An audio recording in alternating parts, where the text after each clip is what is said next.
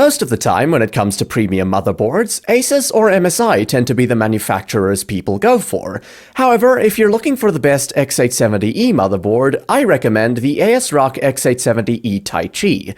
Asus had its fair share of problems with the x870E chipset, like overvolting CPUs or limited GPU bandwidth, and ASRock is the exact opposite of this generation.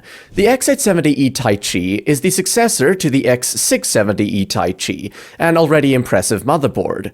This newer motherboard features more PCIe 5.0 lanes, better VRMs and upgraded heatsinks, and it ditches the copper accents. It's an improvement in every way, and the only x870E board you should be eyeing if you care about performance and enthusiast features. In terms of design, the Taichi has all the makings of a premium motherboard: a gigantic rear panel cover with plenty of RGB, massive heatsinks all around, metal armor around the M2 slots and chipset heatsinks, and a robust VRM configuration. The color scheme is mostly black, with some copper accents and RGB to flare things up. One of the best things about this board is its enthusiast features. You get the power and reset buttons on the top right, and just above those is an error code display to help with troubleshooting. Best of all, it features quick-release latches for the M2 and PCIe slots, making the building process easier and eliminating the need for screws. Now, let's start with the impressive numbers. You get two PCIe 5.0x16 slots, four M2 slots, one of which is PCIe 5, two USB 4 Type-C ports on the rear panel, plenty of USB 3.2 Gen 2 ports, Wi-Fi 7, and Bluetooth 5.4.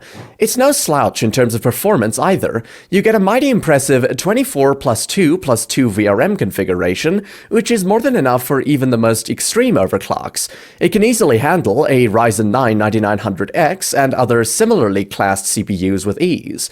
Memory support is 256GB of DDR5 at 8200 megatransfers per second with overclocking.